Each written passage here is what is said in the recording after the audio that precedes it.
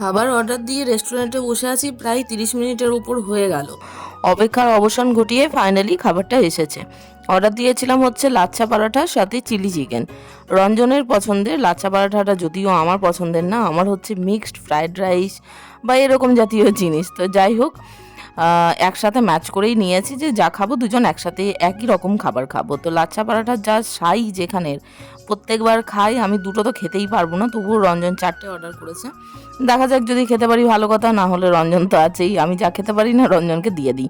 তো দাদাকে বললাম যে সার্ভ করার দরকার নেই, তো উনি দেখলাম নিজে থেকেই সার্ভ করে দিচ্ছেন। আমি ভিডিও করছি দেখে উনি আবার প্লেটটা আগে বাড়িয়ে দিলেন, ভিডিওটা করে নিন তারপর সার্ভ করছি। তো যাই হোক, এখানে চিলি চিকেন লাচ্ছা পরাঠা প্রথমবার খাচ্ছি না, প্রত্যেকবার গিয়ে এখানেই খেয়ে থাকি, খুবই সুন্দর টেস্ট হয় এখানে। আর একটা রেস্টুরেন্ট আছে, ওটা খুব ভালো। তো যাই হোক, প্রথমবার যখন ট্রাই করেছিলাম একদম মানে মাথা ঝকমকিয়ে গেছিলো যে কি বানিয়েছে ভাই।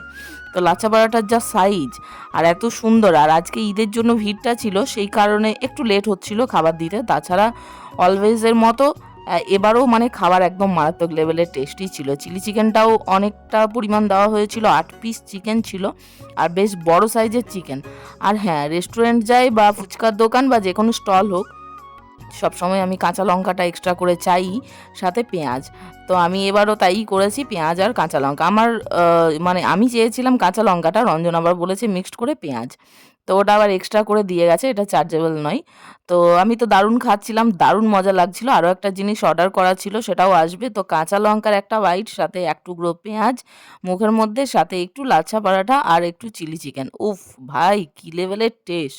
মানে এরকম খাবার পেলে এ তো মনে হয় স্বর্গ। খেতে ভালো লাগে অবশ্যই, কিন্তু তারপর যে পেটের অবস্থাটা হয় সেটা বাড়ি এসে বুঝতে পারি। তবে জিভ তো মানতে চায় না, না? পেটের জন্য খারাপ হলেও জিভের টেস্ট লাগছে মানে এটা খেতেই হবে। তো যাই হোক, চিলি চিকেন আবার নেক্সট টাইম আমি সার্ভ করে দিচ্ছিলাম রঞ্জনকে, কারণ অনেকটা রয়ে যাচ্ছিল।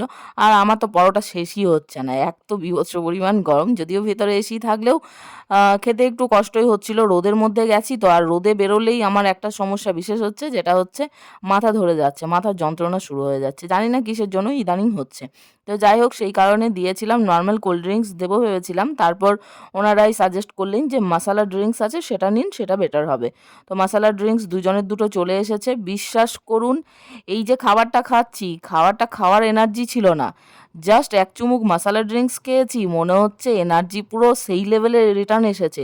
মানে এরকম পরোটা মোটামুটি 4টে আরও খেয়ে নিতে পারবো, এমন একটা অবস্থা। এত সুন্দর বানিয়েছিল ড্রিঙ্ক। তো চলে এসেছি স্যালনে, এখন ভিতরে যাব, তারপর সবটাই আপনাদের সাথে শেয়ার করব।